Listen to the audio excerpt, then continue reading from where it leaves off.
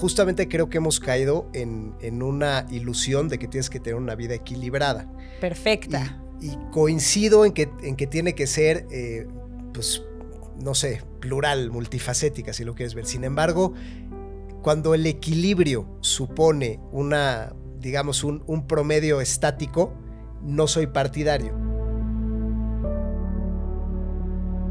Yo en mi concepción creo que justamente el que la felicidad tenga una connotación a una realización individualista y una connotación de paz mental, en mi punto de vista es una evasión a los temas colectivos. Yo creo que la felicidad debiera de centrarse más en temas colectivos, donde dices, pues más un tema de legado, más un tema de impacto, más un tema de dejar huella y qué estás haciendo por los demás, que no necesariamente justamente es un sentimiento plano ni de paz mental, al contrario.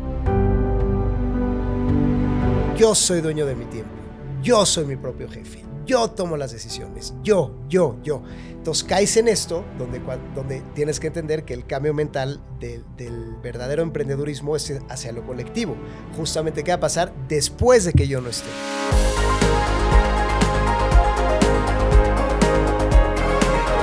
Si te dijera que ser feliz es tu responsabilidad, la más importante, ¿qué pensarías? La felicidad es un proceso que inicia con una decisión personal.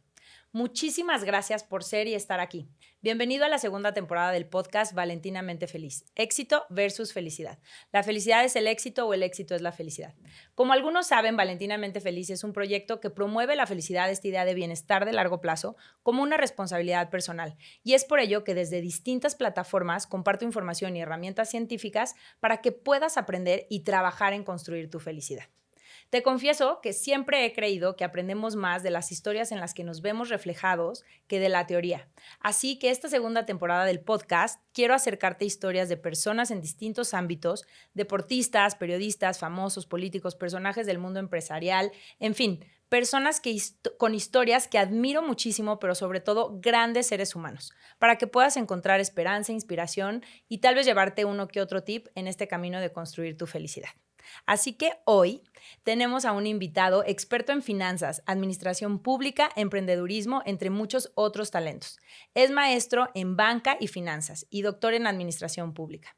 CEO de Factor Express, institución financiera especializada en capital de trabajo a pymes y cotiza en el mercado bursátil mexicano. Es presidente nacional de ASOFOM, Asociación Nacional de Sociedades Financieras de Objeto Múltiple, y fundador y primer presidente de CAIFE, Confederación de Asociaciones de Intermediarios Financieros Especializados, que aglutina a 14 asociaciones. Asimismo, es Managing Partner de RedTech, fondo de capital privado que invierte en startups israelíes, socio de Expansive, una de las plataformas de crowdfunding más importantes de México, y socio de Botov, fintech de movilidad para gig workers. También es consejero independiente de múltiples empresas, mentor de emprendedores dentro de la aceleradora Catalyst y consejero de la organización filantrópica Keren Hayesod. Es autor de los libros Sofomes ENR, La puerta a la revolución financiera en México y Remesas, Economía, Demografía y Política. Es también influencer y líder de opinión en el sector financiero no bancario, atleta de Ironman, grandes fondos de ciclismo y bicicleta de montaña. Actor de teatro de improvisación para La Caja Negra, del que es productor y escritor de 2 obras originales. Padre de 2, esposo y buen amigo de sus amigos. Es un gusto para mí hoy compartir contigo, Enrique Pressburger. Bienvenido. Gracias, muchas gracias. Feliz de estar aquí contigo, Valentina. Gracias. Muchas gracias, qué divertido. Oye, pues lo primero que me gustaría preguntarte es si te consideras feliz, realmente feliz. Yo creo que intento estar en el camino de vivir como hacia la felicidad. Para mí el tema de felicidad como palabra, o sea, metiéndome un poco al lenguaje, creo que no es lo mismo la palabra para todos en temas de felicidad. O sea, digo que es como todo, ¿no? Sé que el que estudia felicidad, como es tu caso, pues tiene una serie de componentes, de balances, etcétera. Creo yo que la felicidad que nos arroja como el sistema hoy, o sea, como ser feliz, creo que tiene una distorsión fundamental y bueno, de la que igual te comparto algunos pensamientos, igual y estoy equivocado, ¿no? Pero justamente a mí me conflictúa mucho que cuando a la gente le dices, imagínate tú en tu felicidad plena, o sea, dame una imagen de ti siendo feliz, como que la gente dice, bueno, pues yo me imagino en la playa. Es como un lugar común, ¿no? Estoy en la playa, estoy tomando mi cafecito, estoy tomando algo y estoy ahí en la serenidad, ¿no? Yo he cuestionado mucho esta parte porque creo que justamente ahí está una falla del sistema, porque es una imagen aislada y es una imagen muy momentánea. O sea, ¿qué pasa cuando te acabas el café? ¿No? O sea, ya te lo acabaste y ahora ¿qué haces? ¿No? O ¿qué pasa cuando, bueno, pues o sea, ya acabé lo que estoy haciendo, pero pues ¿con quién estoy? Ahora ¿con quién voy y con quién platico? Pues ya hace calor. Es decir, como que es un tema muy relacionado a la paz mental, ¿no? Ok.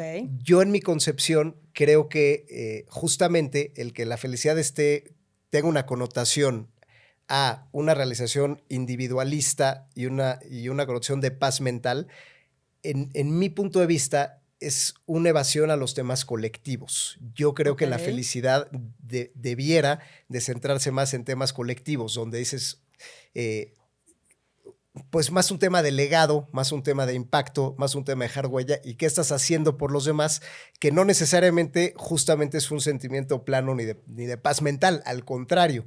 El tú confrontar, el tú mover un statu quo, el tú tener que tomar decisiones y atreverte, te implica muchos movimientos emocionales porque sufres, porque en el camino hay obstáculos, porque tienes que cambiar paradigmas, porque pues te la tienes que rifar a veces, Claro. ¿no? Pero cuando el objetivo que tienes de eso es dejar un mejor mundo para tus hijos o un mejor medio ambiente o cambiar algo que sabes que está mal, creo que ese es el camino, no sé si felicidad o plenitud, que tal vez es un concepto que abarca cosas más amplias, pero creo que debiéramos ir hacia allá y debiéramos como reconocer más ese tipo pues de personajes, ¿no? Como que de gente que va hacia allá.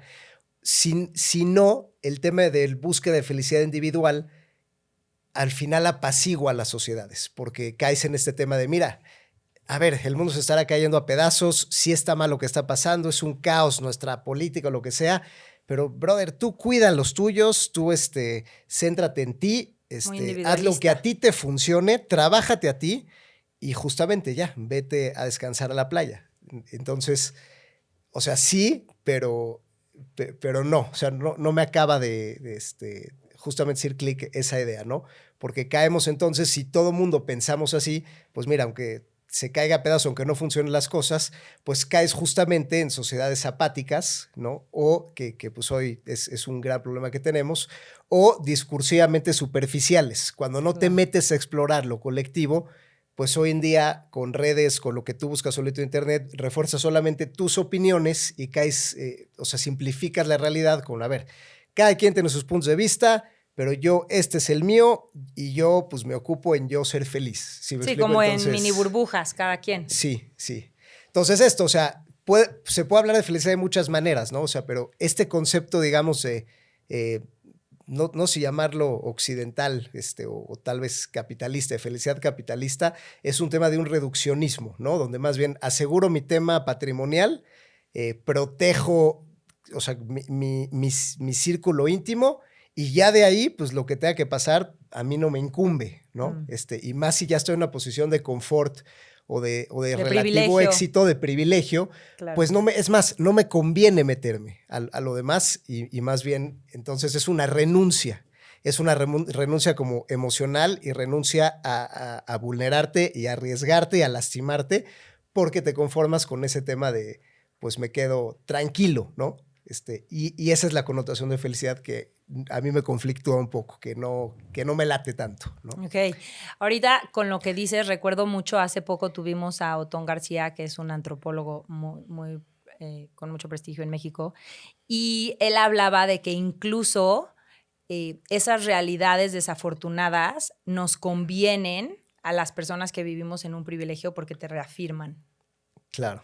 Y me pareció súper interesante porque al final siento que existe como este doble discurso en donde por un lado dices, claro, hay que todos luchar por un México mejor y cambiar la realidad, pero por el otro lado, si a nivel inconsciente el que haya muchas personas en contextos desafortunados te va a convenir porque te reafirma y te recuerda que estás en un privilegio, pues realmente tu esfuerzo no va a ser tan auténtico, ni tan rifado, ni tan intenso, ¿no? 100%, 100%. Y déjame compartirte un par de experiencias porque me resonó ahorita que dijiste, me viajé a esos momentos. Pero justamente, por ejemplo, yo vengo del sector financiero, ¿no? Y entonces ahorita el sector financiero en México está en un tema crítico porque no hay liquidez, no hay dinero para invertir en empresas y hay que meter a las afores y hay que cambiar ciertas políticas públicas de fondo, ¿no? Entonces me tocó ir con asociaciones del sector privado a invitarlas, ¿no? Vamos a hacer un frente común que nunca se ha hecho, pero pues estamos de alguna manera en el mismo frente, ¿no? Y mucha de la postura es pues este miedo o esta comodidad, aunque te esté yendo mal, dices, no, o sea, es que mejor tú rífate y es como en el fútbol, ¿no? O sea, a ver, te voy viendo y íbamos ganando, pero perdiste. O sea, si te dicen, no, y no te lo dicen frontales, como, no, mira, cuentas conmigo en lo que quieras, pero no me sumo, ¿no? O sea, entonces ¿cómo? Exacto, como que saco ventajas si me conviene, pero si no, pues quémate tú, o sea, quema tu nombre tú, no me voy a meter yo. Y bueno, y también cuando nos tocó estar en mesas de líderes de opinión, ahorita algunos candidatos, o bueno, no sabemos cómo va a estar el tema presidencial, ¿no? Pero la realidad es que ya están empezando a mover fichas, ¿no? Entonces, algunos de los potenciales precandidatos me ha tocado estar en mesas. Hoy en día que estoy presidiendo una asociación nacional de suerte, ¿no? Pues me tocó estar presidiendo, entonces me tocó estar en esas mesas. Y me tocó ver a algunos de los cabezas más importantes del sector financiero en México, bancos, reguladores, o sea, gente que de verdad mueve al país. Digo, al final, yo tengo una pyme finalmente, ¿no? Y cuando preguntaban los precandidatos, a ver, ¿cuál es el diagnóstico o qué está pasando? Era un silencio. No, yo creo que todo está bien. Y respuestas muy comodinas, y no, pues está bien. Y bueno, ya que se va el precandidato, se quejan ahora sí, ¿no? Claro. No, es que sí, pero ¿cómo le vas a decir? Porque luego se te van encima y entonces atacan mis empresas. Entonces, yo entiendo ese miedo que la gente tiene, ¿no? No quemarme, no arriesgarse, Claro. no me pongo sobre la lupa para que no se vayan contra mí, pero entonces, si los que tienen voz piensan así, pues entonces estamos perdidos, porque entonces Claro. no hay espacios de diálogo y cuando se generan esos espacios y no confrontas, no dices lo que tienes que decir, que es una responsabilidad por cuidar justamente tu espacio, tu negocio, tus burbuja. intereses, Claro.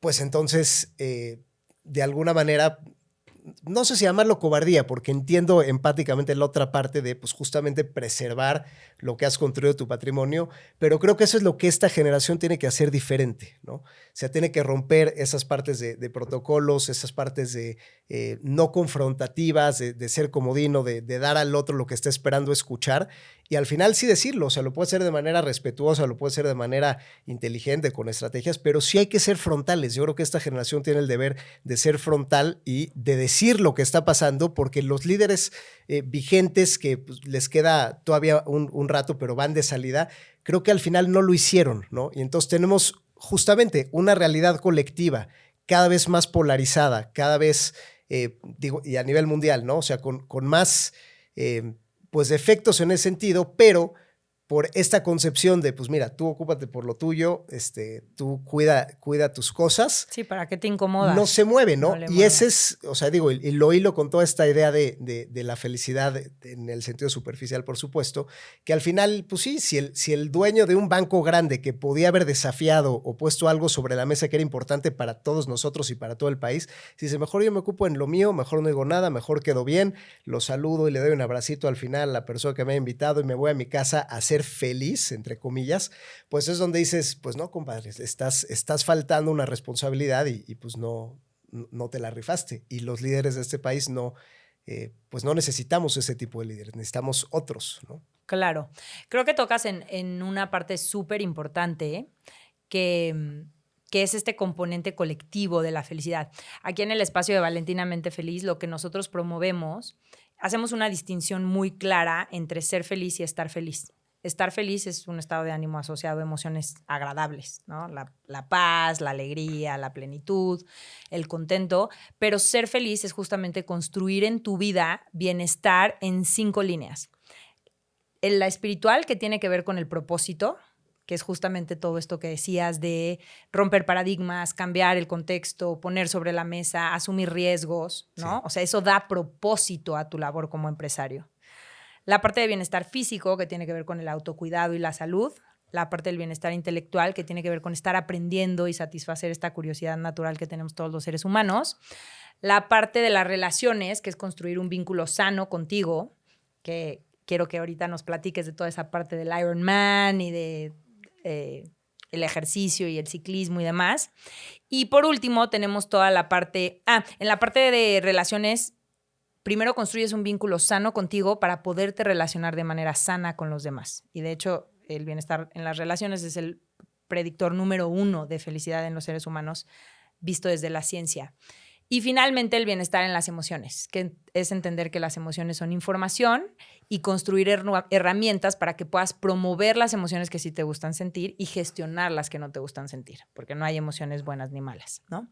Entonces, en este concepto complejo de felicidad, que es ambicioso, ¿no? Cómo voy construyendo de manera consciente hábitos que me permitan disfrutar de bienestar en estas 5 líneas, me encanta que sumes a la mesa la parte de la felicidad colectiva, ¿no? De salirte de esta pequeña burbuja y de empezar a hacer cosas y asumir riesgos para también promover este bienestar en otros espacios, en otros contextos, en otras partes de la población, en círculos que tal vez no puedan levantar la mano y expresar lo que necesitan. Y creo que justamente eso cae en el primer tipo de bienestar, ¿no? Eso trae propósito a tu vida. Claro, claro. Me encanta lo que dices y déjame también retar otras cosas, convenciones lingüísticas que siento que hay, ¿no? Yo diría que el principio para poder hacer, pues tener todo este impacto en estas esferas que mencionas es el no equilibrio y la no especialización. Para mí esa es la manera de llegar a eso, ¿no?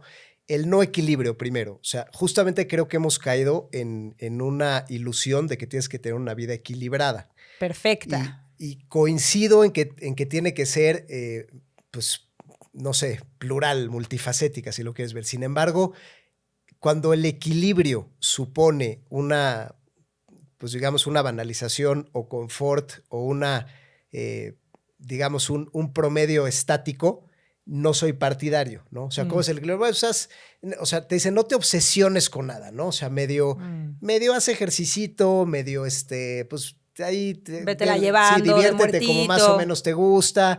Entonces, sí, así poquito a poquito, una semanita aquí por allá. Y sí, claro que es una manera para mí asociada justamente a como este macroconcepto de, pues eso, de paz mental y de tranquilidad y tal, ¿no? O sea, no se critica la paz mental per se, sino asociado a lo que en mi punto de vista es una manera de apaciguar a las sociedades hoy en día, ¿no? Yo creo que al revés, el hecho de que cuando te sales del equilibrio es cuando verdaderamente entras a las esferas que dices de una manera profunda.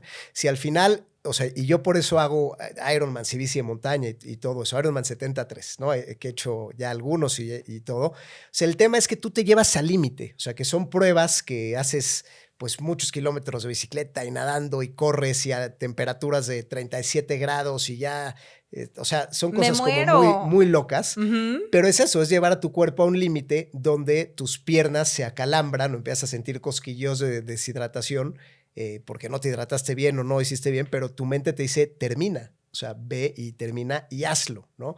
O brincar una rampa o lo que sea, ¿no? O sea, son cosas que tu cuerpo y tu mente entran en conflicto por el potencial que crees, o sea, que tienes por tu formación, por tus temas transgeneracionales, por la familia que vienes, etcétera. Entonces, cuando tú te llevas con un equipo a entrenamientos y te levantas más temprano y te esfuerzas más allá que los demás y además tienes que mantener el mismo nivel de energía, entonces sí exploraste tu parte física profundamente porque ya sabes lo que es enfrentar a tu cuerpo, sabes sentir el ácido láctico, si tocas el pie y te duele, cómo puedes seguir a pesar de eso, sabes cómo manejar el dolor, etcétera, ¿no?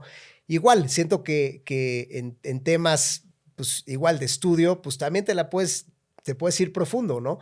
Y entonces tú puedes, y por eso caigo a la no especialización. O sea, hoy nos dicen, a ver, tú tienes que súper especializarte en algo, que eso viene de un tema de Ford, de la especialización, cada quien hace algo, pero se ha mantenido, ¿no? Es hoy en día con una vida laboral tan amplia, donde pareciera que no puedes mezclar un tema artístico con un tema cuantitativo, por ejemplo, ¿no? Entonces, no, o sea, a ver, tú no, deja todo o sea, primero lo que te deja, ¿no? Entonces, si alguien hace teatro, pero además hace matemáticas, es como incompatible para el sistema actual. Entonces, como que nos llevan a no tenerte que expandir en tu persona para poder ser multifacético y puedes, pues eso, llevarte al límite, y cuando te llevas al límite es cuando trasciendes, porque te enfocas y sí en lo que estás haciendo y sí descuidas lo demás, es una realidad, o sea, sí tiene costos familiares, tiene costos sociales, tiene costos a veces personales en tu salud, porque te clavas demasiado en tu negocio a lo mejor por llevarlo adelante o en la competencia deportiva porque quieres hacer tu récord personal y descuidas lo demás, pero el punto es sí saber volver, pero tú ya tocaste esos límites, ya tocaste un límite empresarial de haber hecho algo pues quizá más ambicioso que el resto pues, de la gente que te rodea, o llevar tu cuerpo más al límite del cuerpo que te rodea, o si te gustó el teatro y decidiste no nada más ver, sino actuar tú, aunque no seas el mejor, pero decidiste actuar, pues ya también trascendiste y te llevaste a un límite, ¿no? Pues que no hace el resto de la gente.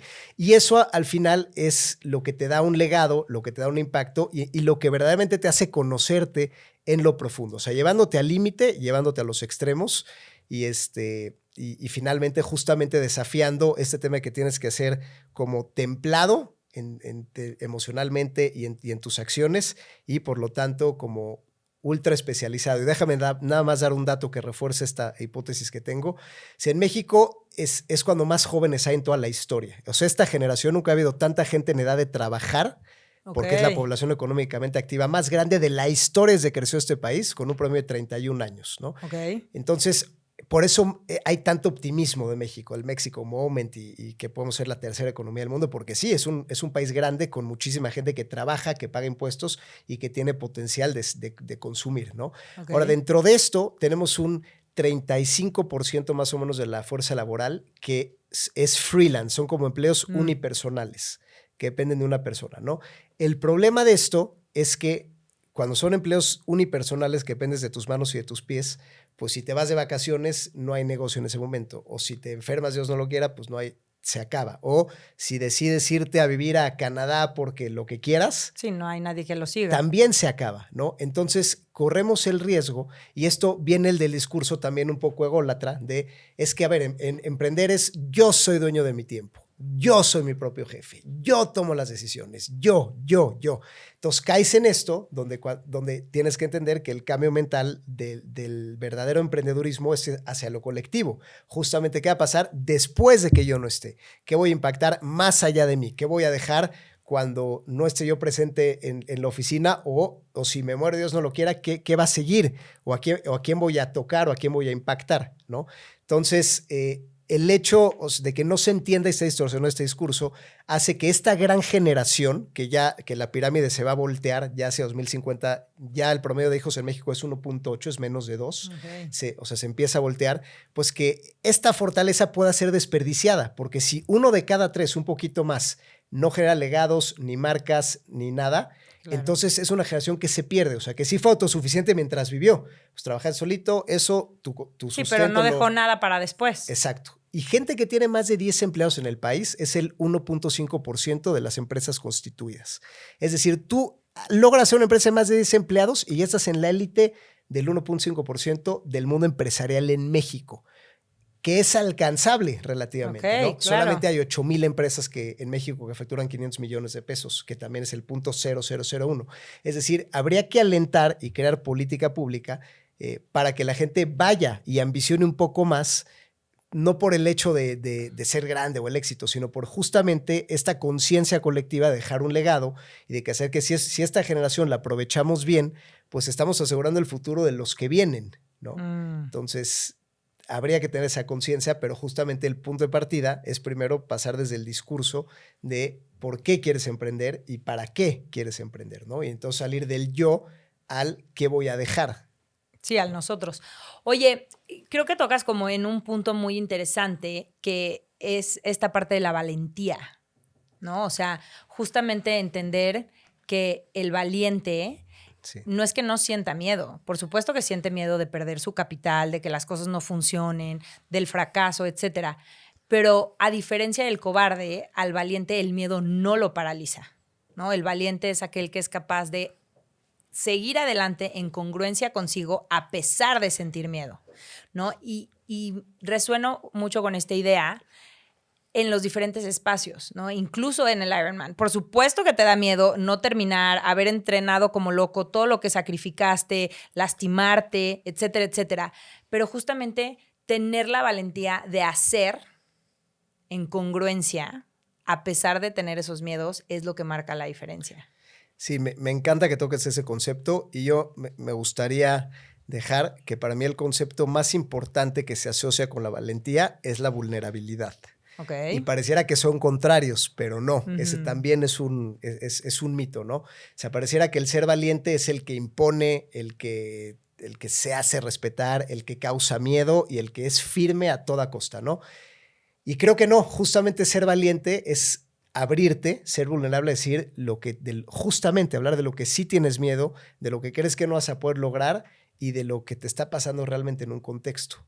Y eso, automáticamente, si la vulnerabilidad es auténtica, a la parte que tengas enfrente, algo la va a conmover y algo la va a mover, ¿no? Entonces, justamente eso, o sea, si al final tú llegas con una autoridad y le dices, oye, a ver, te exijo que cambie la política pública porque somos tantas entidades y facturamos tantos miles de millones y representamos tanto del PIB en México, el otro no te va a hacer caso. Esa es la experiencia que yo he tenido al menos, ¿no? El otro va a decir como, bueno, está bien, lo veo en mi agenda, luego nos hablamos, ¿no? Sí. Pero si tú le dices, o sea, llegas con una posición un poco diferente, oye, brother, a ver, yo sé que tienes una cachucha, yo tengo otra cachucha, estamos en peligro de quiebra, o sea, quiero que de verdad veas que nuestros negocios están en riesgo y que necesitamos trabajar en equipo y ponernos a tus órdenes porque si no, pues no es nada más nosotros. Estamos hablando de, no sé, las pymes que tienen crédito y necesitamos de tu ayuda. O sea, no podemos solos y nos estamos cayendo. O sea, estamos yendo a la deriva y necesitamos que nos escuches, por favor. Entonces, la posición, yo no sé si eso pueda decir valiente, pero creo que es la verdadera definición. O sea, el decir, estoy en peligro y te necesito, ¿no? A la contraparte en el contexto que sea. Y creo que eso te da más posibilidades de resonar y hacer conciencia en la gente que está enfrente, que justamente, o sea, ¿qué vas a decir cuando tengas pues, tus hijos o tus nietos? O sea, todos tenemos una ventana pequeña de impactar. O sea, que estamos en una edad productiva, somos relevantes en cuanto a que estamos en ciertas posiciones y tenemos la suerte de tener un puesto relevante, ¿no? Entonces, pues tú escoges. Si estuviste en ese puesto y tuviste esa oportunidad, en esos 5 o 10 años a lo mejor de tu vida productiva, pues, ¿qué haces?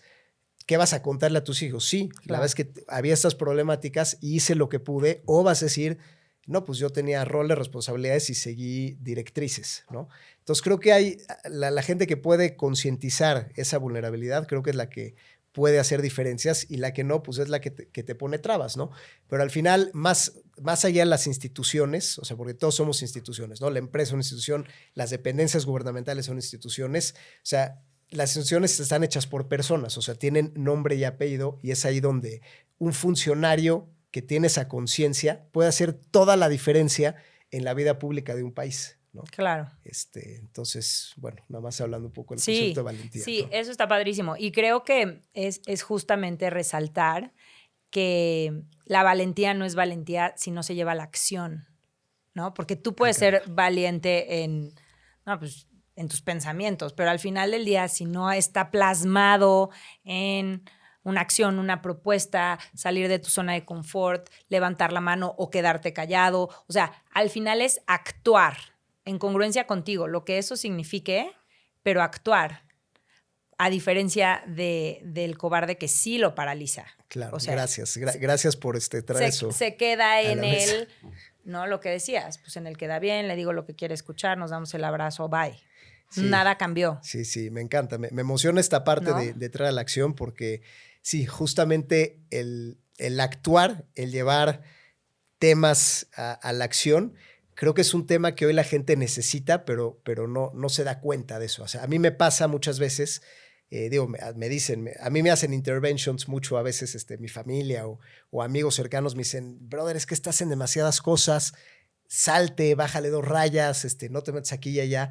Pero lo que no se ve detrás es que hay una inercia que tú eres atraído por ser un tomador de decisiones, ¿no? Y es muy difícil esa posición. A mí me pasa que me invitan a muchas fundaciones y a muchos grupos y a muchas iniciativas, a veces sin claridad. Y obviamente cuando era más chavo, pues decía que sí a todo porque no sabía. Y hoy en día ya veo que a veces la gente te invita, pues por colgarse de alguna manera, a una inercia, a una energía. Como yo veo que este bro está haciendo cosas, entonces que se venga para acá para hacer no sé qué, pero pues Algo. siéntalo aquí, pon lo que es parte de, ¿no? Y eso es justamente porque se valora mucho el que tomes decisiones, que te puedes equivocar, puedes fracasar, Claro. puede ser no adecuada la decisión, pero creo que sí se necesita gente que tome decisiones Claro. en las familias y en los países y en las empresas, porque es lo que te hace moverte. Y en la decisión, pues hay otra vez, hay vulnerabilidad de que te equivoques y es tu nombre el que queda siempre con la decisión. Claro. Tú decidiste, ¿no? Y eso es a veces lo que pues es más trascendente. O sea, a mí me cuesta mucho trabajo decir que no, yo reconozco y formo parte de más actividades de las que debería probablemente, ¿no? Y es por eso, porque a veces como que puedo leer entre líneas esa necesidad y me llama el poder trascender en los lugares donde me invitan a es que hay que tomar estas decisiones y hay que moverse por aquí, por allá. Pero sí, creo que el hacer es una cosa que hay que aplaudir y hay que animar a la gente a que se pueda caer y a que pueda fracasar y que pueda no respetar su vocación. Claro. Por eso este poder del ser multifacético, no ser especializado, si hay una decisión que implica moverte de tu vocación, moverte tu carrera, ir en contra de los principios que pensaste que eran tuyos arraigados o enfrentarte a gente a la que tal vez siempre fuiste en la misma línea de discurso, de pensamiento, hay que tomar esas decisiones, ¿no? Y creo que la gente que tiene esa disposición de decidir, hay que abrazarla, hay que contenerla, porque es muy difícil. Sí, y hay que estar promoverlo. solo. Justamente recuerdo mucho pues creo que es como un poema, una idea de el hombre en la arena, ¿no? Ajá. O sea, que es esta parte de, pues sí, ¿no? Entrar al coliseo, ver eso, claro que da miedo, seguramente tendrás que tragar polvo, pero hay que hacerlo. Y permanecer en las butacas y aplaudir desde acá o guardar silencio desde acá, sí creo que pues tiene unos costos grandísimos en el largo plazo, ¿no? O sea, sí estoy muy a favor de inténtalo, aunque falles, es mucho mejor que decir hubiera. Es que si lo hubiera intentado. Y por otro lado, si no haces, no te quejes. Claro. ¿No? Porque también es una posición súper cómoda criticar desde Gallola, criticar, juzgar, es que hubieran hecho, es que deberían, pero tú no estás dispuesto a asumir esos riesgos de bajarte a la arena, tú actuar, tú hacer, tú tragar polvo, tú equivocarte, tú poner tu nombre en riesgo. Entonces, también ver las mieles a futuro, es más, hasta las mieles del fracaso, ¿no? En esta casa no se pierde, o se gana o se aprende, ¿no? Entonces, también tener en el radar las mieles de inténtalo, seguramente sacarás algo bueno. Y la otra idea que retomo de lo que platicabas hace rato es justamente el concepto de balance, ¿no? O sea, tú hablas de no mantener balance, pero creo que es entendido desde como la comodidad, ¿no? Como el medio pelo, como el írtela llevando, el nadar de muertito. Pero al final creo que el concepto de balance, y que siento que es mucho de lo que nos compartes, que tu familia trata de hablar contigo y de promoverte y bla, bla, es justamente hacer inversiones de tiempo y de energía conscientes en las diferentes áreas, pero lo que rescato mucho y que creo que es como muy valioso de lo que nos compartes es la temporalidad de esas inversiones. Sí. ¿No? O sea, no puedes toda la vida estar haciendo Ironmans y descuidar a tu familia. Total. Porque en tu fin último, que es la felicidad, esta idea ambiciosa de plenitud, de sentirte bien en tu propia piel, de tener sentido de propósito, de bla, bla, bla, estarías pagando unos costos altísimos si permaneces en esa inversión a full en una de las áreas, ¿no? O sea, trabajo muchísimo, pero pues no tengo ni medio amigo, o mi relación de pareja está fatal, o mi salud está fatal. Entonces ahora le voy a invertir muchísimo a mi salud, pero entonces pues mis empresas y lo que trae propósito a mi vida y la confederación y bla, bla, pues entonces ya lo descuidé. Entonces creo que es como muy importante tener presente la temporalidad de estas inversiones a full en las diferentes áreas y que eventualmente, igual de manera consciente, regresas y reajustas la fórmula, ¿no? Ya que pasó esa experiencia de rompí paradigmas, me demostré que puedo lidiar con el dolor, logré terminar, ¿ahora qué sigue? No, pues ahora tengo que chambearle un poco más con mi esposa o con mis hijos, o sabes que voy a retomar los jueves con mis amigos, o sabes que ahora me voy a inscribir a X maestría, ¿no? Entonces, creo que lo importante es justamente entender la temporalidad y ir haciendo estas inversiones de manera consciente. Sí. No sí. como se te van presentando y pues ya me tocó y es lo que sigue. Y de Sí, repente volteas y dices... Sí, ¿por? conciencia versus inercia. Inercia, ¿no? Responder, no reaccionar. No estás porque te dijeron qué. Claro. Sí, me encanta y déjame ser, me encanta que me cuestiones estas cosas. Sí, digo, lo primero que se me viene a la mente es, no es lo mismo tener 20 años de experiencia que un año de experiencia repetido 20 veces, ¿no? Exacto. Entonces, que esa es justamente como la inercia. Mucha gente que pues sí cae en estas inercias, ¿no? Yo lo que me refiero al balance es, por ejemplo, digo, toquemos un tema banal como el ejercicio. Si tú nunca has hecho nada, pues tu límite bajo es el 0, ¿no? Y a lo mejor haces trotaditas, estás en el 10. Entonces, tu promedio en una campana de Gauss, pues es el 5, ¿no? Pero si de repente tú te llevaste al límite y entonces ya la troteta quedó chica, entonces tu límite es el 20, que es correr 5 kilómetros, y luego vas a hacer un medio maratón, que es, no sé, en el 40, pues de repente tu promedio se fue del 5 al 30. Entonces, la manera en que tú conoces tu cuerpo, tú te puedes seguir 20 años conociendo tu 5. Mi promedio, o sea, pues ni 0, pero ni 10, mi 5, ahí estoy ahí. Sí, incomodándote. No. Pero si te llevas un límite, y eso aplica para todo, o sea, y por eso yo me he empujado también a estudiar un doctorado y a escribir, o sea, creo que si te clavas en todo, puedes conocer cosas más allá de ti que te llevan al límite superior. Entonces, al final del día sí rebalanceas, pero si no hay ese clavado, nunca rompes ese límite y te quedas en tus promedios bajos creyendo que te conoces, ¿no? Y entonces, por más que medites, te trabajes, vayas a 80 cosas, sí, pero dentro de tus límites, porque claro, no hay nada más poderoso que la conciencia de uno mismo, que se lleva a través de la experiencia de vida y de la vivencia, y entonces ahí, cuando pues la rompes, y sí, entonces sí regresa, o sea, igual vas a estar siempre con tus meditaciones, terapias, lo que funcione, pero creo que mucho parte de eso, ¿no? Y eso es como ir hacia la luz, ¿no? O sea, hacia lo que te expande y no hacia las sombras, ¿no? No hacia, es que tengo esta herida que me define y tengo este trauma transgeneracional que todo lo que uno vive está ensombrecido por eso, ¿no? Justamente cuando rompes tus límites lo puedes acomodar de diferentes maneras, ¿no? Y bueno, y lo otro también, o sea, lo que me decías del sacrificio y de no decir, yo por ejemplo tengo algunos datos curiosos porque pues sí hay que dejar de hacer cosas, ¿no? Claro. Uno de ellos es que yo no he visto una serie de televisión ya hace por lo menos 10 años, ¿no? No he visto, me dicen, no, ya viste How I Met Your Mother, ya viste House of Breaking Cards. Bad, no sé, no he visto ninguna, o sea, ninguna. Y no porque sean malas y estén contra, al revés, o sea, se me antoja, bueno, deportes tampoco, yo veía muchos deportes en los 90, o sea, le iba al Cruz Azul de Carlos Hermosillo y o sea, sí me gustaba y me sabía los nombres. Hoy en día ya no veo deportes, o sea, yo me perdí un poco la era de Messi y Cristiano Ronaldo, o sea, porque a lo mejor veía las finales de la Champions o los mundiales, pero no los veía jugar porque eso es lo que yo decidí sacrificar. Claro. O sea, decidí sacrificar las partes pasivas, donde tú te sientas y recibes información, ¿no? Que esa es la televisión, que ese es el ser espectador de cosas, ¿no? Porque, pues sí, los fines de semana, pues estoy con mis hijos a full o estoy haciendo cosas o elegí experimentar porque quiero ser un papá, pues muy presente.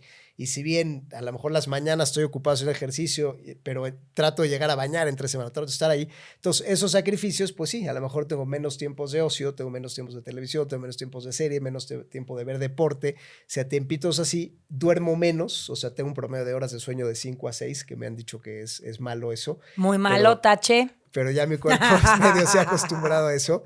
Y bueno, pues trato de llevármela, o sea, consciente de los sacrificios. Y la última es que entreno sin coach también. Por ejemplo, yo sí entrené con coach muchos años. Tengo una formación de alto rendimiento con una entrenadora muy dura que me formó. Creo que a veces las personas duras son importantes en la vida, pero justamente yo decidí que mi entrenamiento de Ironman y tal lo hago yo porque no me gusta tener la presión de tener que hacer algo y que si hay una noche con cuates de copas o hay una obra de Te teatro a la que quieres desvelaste. ir, pues no entro en esa angustia de ya no disfrutar, de decir, puta, no, es que ya me salté el entrenamiento, entonces mi entrenadora, y métete al app, y mídete, o sea, no uso reloj tampoco, ¿no? O sea, no me importa mis beats y los pasos que hice en el día, o sea, lo que hiciste en el día lo haces bien, o sea, lo llevas al límite cuando estás en la actividad, pero y ya, o sea, no te obsesionas más allá de la cuenta y no lo haces desde el lugar de alguien más, sino lo haces en lugar de, pues, de ti mismo, ¿no? De lo que quieres hacer realmente. Que eso está muy conectado con conocerte. Sí. Porque no pudieras hacer eso si no te conocerías. Totalmente. ¿Estás de acuerdo? Sí, coincido contigo. Yo en una frase diría eso. O sea, el conocerte viene de llevarte al límite. Y al llevarte al límite, tu cuerpo, tu mente, tus creencias, tu pertenencia reciben desafíos que al final se van acomodando, ¿no? Es este concepto hegeliano de tesis, antítesis, síntesis. Creo que ese es el proceso formativo. Entonces, yo sin duda creo que el conocerse es lo más importante, pero el conocerse no significa reservarse, cuidarse, como encapsularse y lo menos aún como centrarse en el ego solamente de unipersonal de yo hacia mí, ¿no? Sino viene al revés, de expandirte y eso, creo que el servir, el expandirte, el abrazar todo lo que hay, esa es la verdadera, o sea, tú te conoces a través de otros, a través de lo que no eres, a través de lo que sí eres y a través de a quien tocas en la vida, porque los mueves y te mueves. Recibir es la mejor manera de conocerte en lo personal, aunque parezca contraintuitivo. Clavado hacia afuera, no hacia adentro. ¿Y qué es recibir a partir de haber dado? Totalmente. ¿No? Sí. O sea, eso está padrísimo. ¿Qué sería el éxito para ti? ¿Qué es el éxito para ti? El éxito es haber hecho lo mejor que podías hacer con conciencia y haciendo todo lo que estaba en tus manos, ¿no? O sea, si tienes una conciencia de lo que hay que hacer con tu familia, lo que necesitan tus hijos, lo que necesita tu esposa, lo que necesita tu negocio, creo que tienes que tener esa conciencia, que es muy difícil, o sea, disposición a escuchar, a decirte, estás equivocado, oye, me has abandonado en estos aspectos o ese camino no es, para poder trascender hacia un beneficio colectivo, ¿no? Y a veces puede fracasar esa aventura, o sea, en familia tú puedes al final abnegarte y dedicar y escuchar y a veces pueden no jalar, desgraciadamente, o en tu empresa a veces puedes echarle todos los kilos y que el negocio no sea exitoso, pero el éxito es el proceso, ¿no? El proceso con ética y con conciencia, porque si al final distorsionas eso y no hiciste todo lo que tú podías hacer y hubo decisiones que no tomaste o dolores que te guardaste para no enfrentar a tu socio o miedos que no hiciste o no tuviste consideración con la persona que amas para aceptar que te equivocaste y entonces dijiste, bueno, vamos a dejar que fluya o que siga o tomas un atajo, vámonos a lo ilegal o vamos a dedicarnos a esto que es ya dinero fácil y con esto salgo el paso y me dedico a otra cosa. Eso es lo que a la larga pues podrás ganar dinero en un periodo de tu vida, pero pues no fue exitoso porque no te llevaste al límite y entonces lo que transmites a los que siguen pues es algo no tan chido, ¿no? Es más bien lo mismo. Tú sé autosuficiente, protégete a ti y si te vas a lo demás de corbata, pues... ¿Qué más da? Ni hablar, ¿no? Oye, y bajo estos conceptos de felicidad y éxito, ¿tú dirías que la felicidad es el éxito o que el éxito es la felicidad? Es una muy buena pregunta. O sea, creo que son conceptos relacionados, pero que hay que tener cuidado con ellos, ¿no? O sea, justamente el tema de relacionar éxito con felicidad, hay que darnos cuenta que, digo, en esta línea que hemos venido manejando, que en un discurso mediático generalizado, o sea, para gente hablando de cuando no se estudian estos conceptos profundamente, para mí es un mecanismo de control y es un falso discurso, ¿no? Porque, o sea, la felicidad está muy connotada a tú realizarte en lo individual y tener tu vaso en la playa solito, patrimonialmente y satisfaciéndote tú. Y el éxito en ese sentido es llegar a ese momento, como tener justamente tu espacio y tu patrimonio y todo lo que necesitas hacer para llegar a este momento. Entonces, pues sí, éxito, si se entiende como patrimonial para ti, cueste lo que cueste, y felicidad en, bueno, pues logré lo que quería y me desentendí del mundo, pues sí está relacionado, pero es nocivo, o sea, es un mecanismo de apaciguamiento. Hoy las sociedades no tienen tiranos, no tienen Big Brothers, bueno, o sea, tienen, ¿no? Pero no es como antes, hoy en día es una sociedad mucho más libre y el control está justamente en los discursos de hacia dónde solitos nos encaminamos nosotros y para no desafiar, para no mover statu quo, no cuestionar, no estudiar de más. Y entonces estamos como en este loop que nadie nos impone por la fuerza, sino que nosotros mismos vamos abrazando, ¿no? Entonces yo diría, al final, sí, son cosas relacionadas, pero no es el fin último. O sea, va relacionado éxito y felicidad, sí, siempre y cuando el éxito entiendas que no es una cosa que tiene que ver contigo. El éxito tiene que ver con un legado y con lo que tocas y lo que mueves. Y si tienes la conciencia de que eso sea el éxito, aunque tú hayas sufrido en tu vida personal, te haya costado trabajo, hayas tenido un vaivén emocional, no siempre hayas pagado precios altos de renuncia, pues ese es el éxito. Y felicidad en el sentido, pues, de esa plenitud, donde estás, pues, con amor, expandiéndote, con energías positivas y con legados que te sientes satisfechos. Y entonces ya, si acabas en una playa o en tu casa o en casa de tus papás o con tus hijos, ya no importa el lugar ni la circunstancia porque entiendes que te debes a esa gente que te rodeó. Entonces ya más bien, ya no se trata de dónde estás, imagínate dónde estás cuando eres feliz, sino cómo más bien estás, ¿no? Cómo estás y con quién estás, ¿no?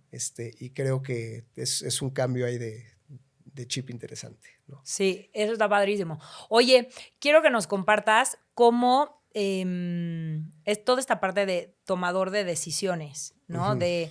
Es súper importante que seamos conscientes que todas esas pequeñas y grandes decisiones que vamos tomando en el camino son las que van construyendo nuestra realidad. Entonces, tú ya lo decías, ¿no? Hace 10 años no veo series porque es algo que yo decidí sacrificar por tener esto con mis hijos, esto con mi empresa y dedicarme. Entonces, esas decisiones, esos intercambios que vamos haciendo a lo largo de la vida, es lo que nos lleva a construir X realidad.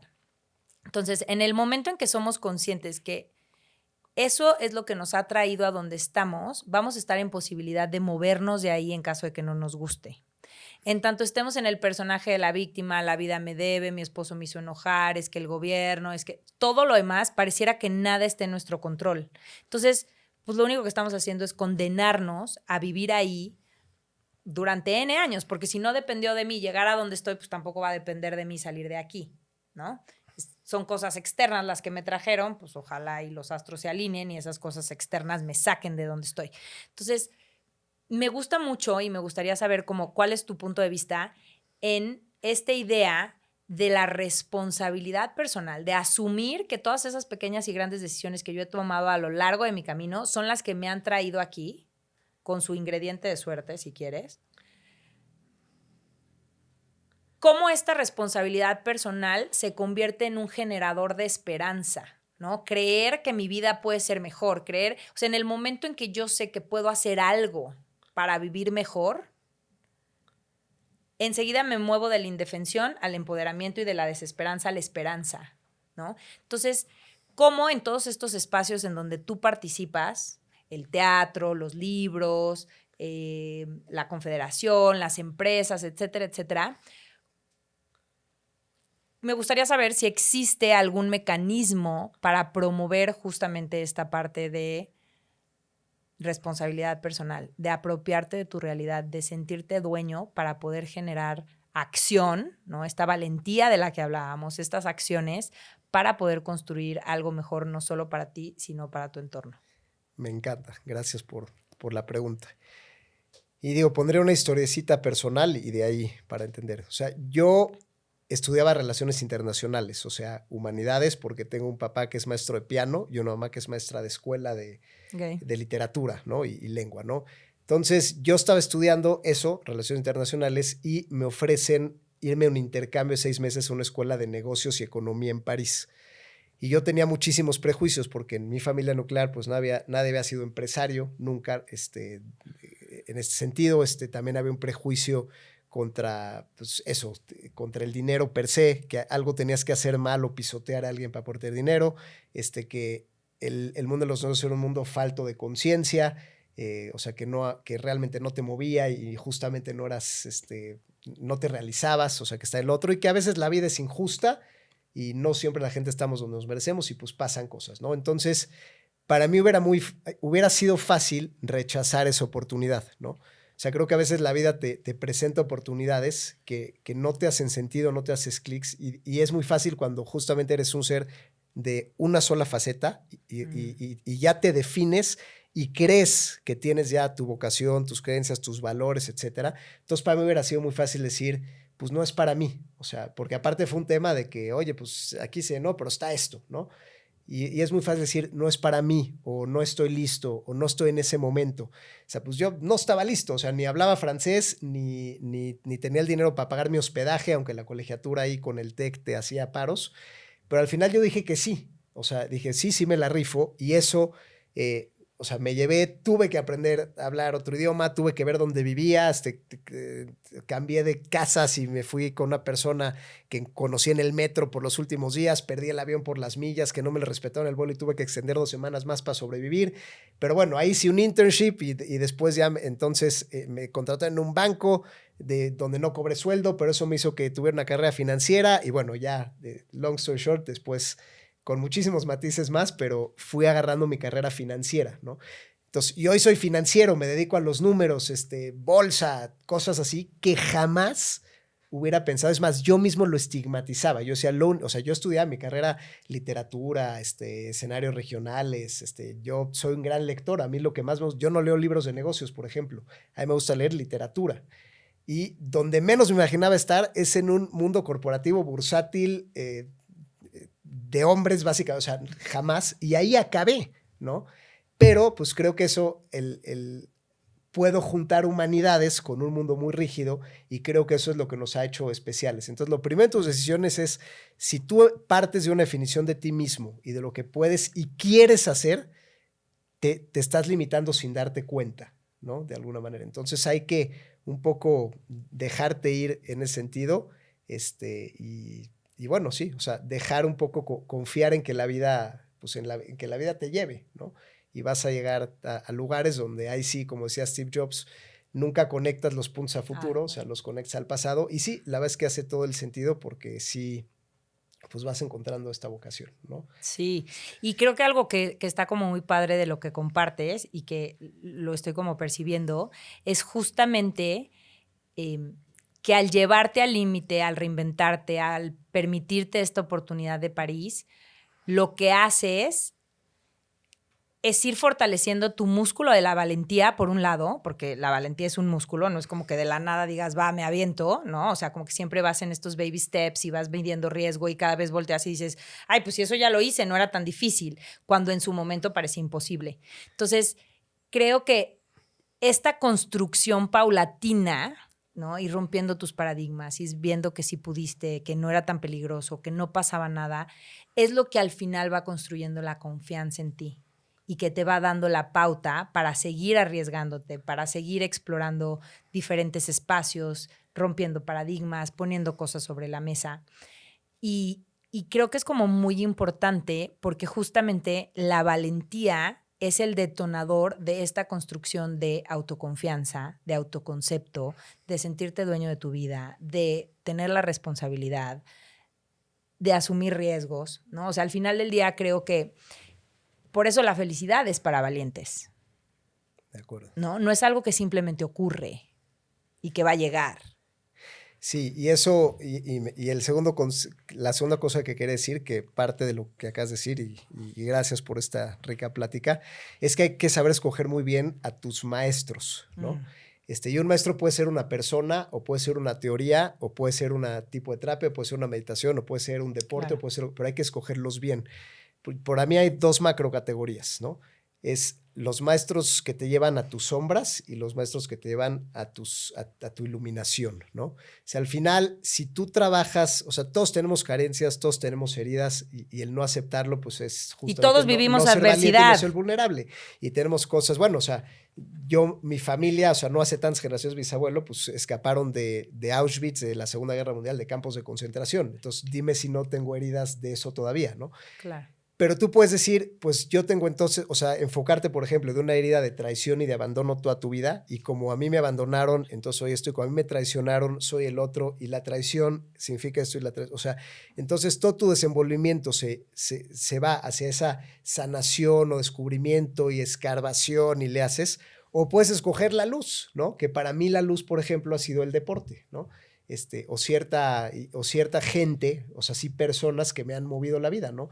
Pláticas con las personas o justamente irme a las montañas. Y yo no sé si elaboro de la misma manera o bueno, la literatura también, ¿no? Entonces, y eso me ha llevado a, pues eso, ver que hay cosas que pasan, ver que hay cosas que puedes desafiar, ver que hay realidades distintas, ver que justamente puedes romper con patrones, ¿no? Entonces, yo encomiendo, o sea, o sea, como complementas, toma decisión, o sea, no te definas a ti mismo, no te encierres. Y dos, que tu guía de toma de decisiones sean cosas iluminadas, ¿no? No significa que seas negligente ante el otro, o sea, igual puedes tomar trap, igual puedes hacer lo que tengas que hacer, pero que sí tu propósito sea algo de ser mejor, de expandirte a ti mismo y seguro llegarás a un mejor lugar. Está padrísimo. Pues ya se nos está acabando el tiempo. Estamos llegando al final y siempre cierro con esta sección de preguntas valentinamente, que son 7 preguntas rápidas. Contestas lo primero que se te venga a la mente, una palabra, una frase, lo que quieras. ¿Va? Venga. Venga.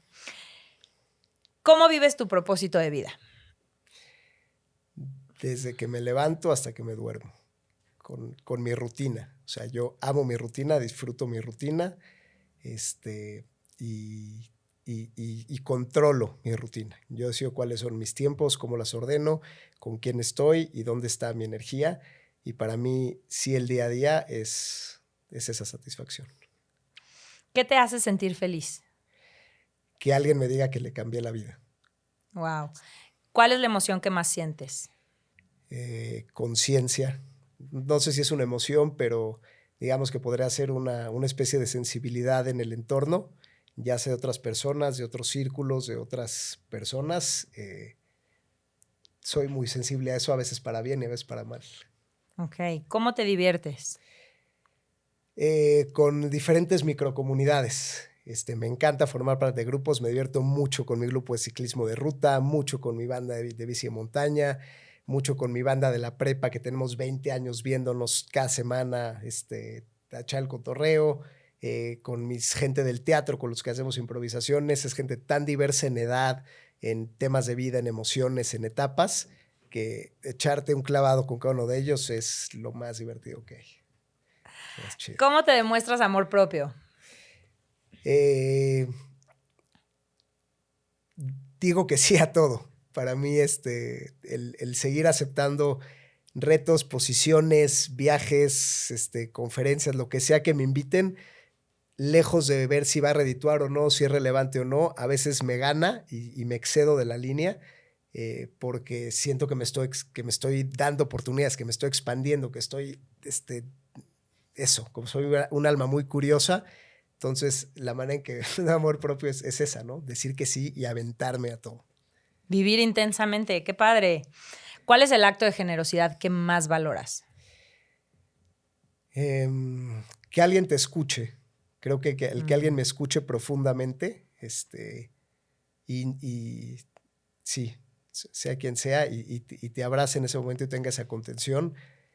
A veces las personas subestimamos la importancia que tienen esos momentos y aunque nunca se lo digas en ese momento, oye, el que me escucharas y poderlo sacar, para mí fue un punto de quiebre. Igual esa persona nunca lo va a saber, Claro. pero hay que ser, no sé, de esas personas que tienes esa alerta cuando alguien te quiere decir algo y saberle dar su espacio, porque, bueno, yo es lo que más agradezco. ¿Qué es lo que más le agradeces a la vida? Haberme dado ciertos milagros, ¿no? Nosotros tuvimos un tema de infertilidad con el segundo hijo que batallamos mucho, tratamientos, inyecciones y así, pues de repente un buen día nos embarazamos, ¿no? Entonces, agradezco a mis hijos profundamente. Me encanta. Muchísimas, muchísimas gracias, Enrique. Esta es una alcancía de la gratitud, que lo que hace es construir el hábito de la gratitud. Entonces, la idea es que todos los días a la misma hora escribas 3 cosas por las que estás agradecido. Entonces, a diferencia del diario de la gratitud, que lo cierras y lo pones en un cajón, pues se va llenando con todos los papelitos de todos Órale. los días. Entonces, cuando tienes estos días malos, de bajón, que no estás tan alto de pilas, pues lo ves lleno y te cae este chip de es un mal día, va a pasar y tengo toda esa alcancía llena de cosas buenas en mi vida, que sí dieron el ancho, que sí sentí satisfacción, que sí fueron suficientes, y pues le das un poco la vuelta a la hoja, ¿no? El vaso con la mitad de agua, que es la vida, que todos vivimos adversidad, pues lo empiezas a ver medio lleno en lugar de medio vacío. Entonces, aquí tenemos unos papelitos, te voy a pedir que tomes uno y que escribas 3 cosas por las que estás agradecido y lo depositas. Espero que esta información te haya gustado, pero sobre todo que te haya servido. Ojalá haya despertado en ti las ganas de elegir por y para ti, de retomar tu poder de construir tu mejor versión y de responsabilizarte con hechos de tu felicidad, para que trabajes todos los días en construirla. Si crees que esta información es valiosa y puede servirle a alguien que conoces, compártela y así nos estarás ayudando a acelerar esta revolución de felicidad y de amor propio. Suscríbete a nuestro canal de YouTube, dale like, comenta y si tienes alguna duda o quieres profundizar, puedes encontrarme en mis redes sociales, en Instagram como @valentinamente_feliz, YouTube, TikTok, Facebook, etc. O en mi página de internet www.valentinamentefeliz.com. Gracias por compartir conmigo lo más valioso que tienes, tu tiempo. Hasta pronto. Enrique, muchísimas gracias.